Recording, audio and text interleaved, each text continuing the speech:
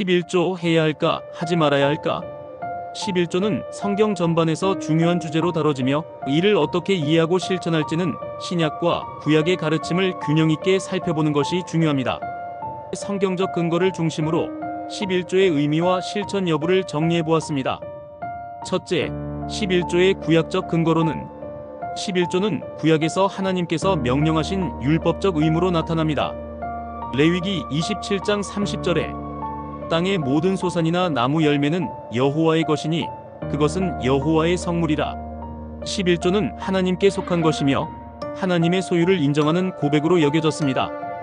말라기 3장 10절에 너희의 온전한 11조를 창고에 들여 나의 집에 양식이 있게 하고 그것으로 나를 시험하여 내가 하늘 문을 열고 너희에게 복을 쌓을 곳이 없도록 붙지 아니하나 보라.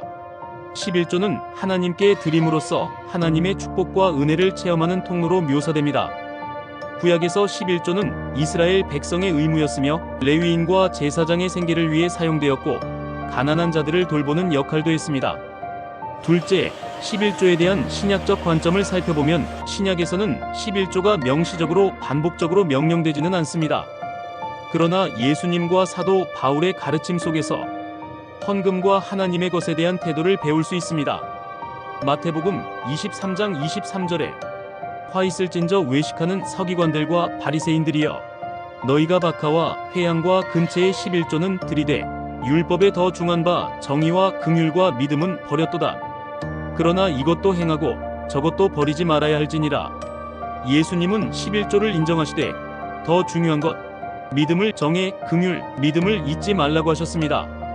고린도후서 9장 7절에 각각 그 마음에 정한 대로 할 것이요 인색함이나 억지로 하지 말지니 하나님은 즐겨내는 자를 사랑하시느니라.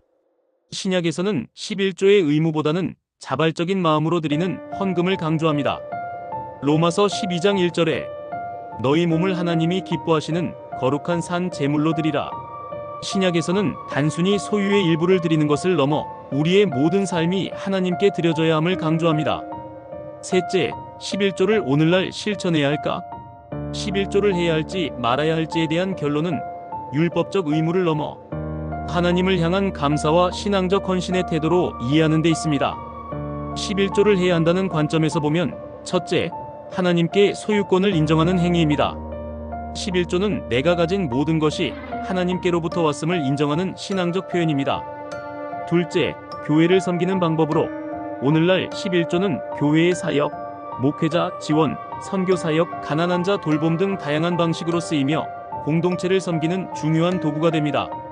11조 하지 않아도 된다는 관점에서 볼 때 첫째, 율법의 완성은 예수님께서 율법을 완성하셨기에 구약의 율법적 11조가 오늘날 반드시 그대로 적용되지 않는다고 보는 입장도 있습니다. 두 번째, 자유로운 헌금에 대해 신약에서는 정해진 액수가 아닌 자발적인 마음으로 드리는 헌금을 강조합니다.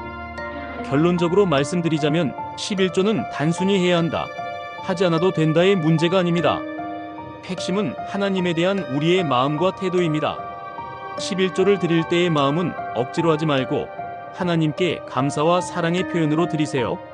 드리지 않을 때의 태도로는 단순히 의무를 피하려는 것이 아니라 다른 방식으로도 하나님께 헌신하며 이웃을 사랑하세요. 결국 하나님은 우리의 돈이 아닌 마음을 원하십니다. 잠언 3장 9절부터 10절에 내 재물과 내 소산물의 처음 익은 열매로 여호와를 공경하라. 그리하면 내 창고가 가득히 차고 내 집틀에 새 포도즙이 넘치리라. 11조는 율법이 아니라 하나님과의 관계 안에서 드리는 감사의 고백입니다.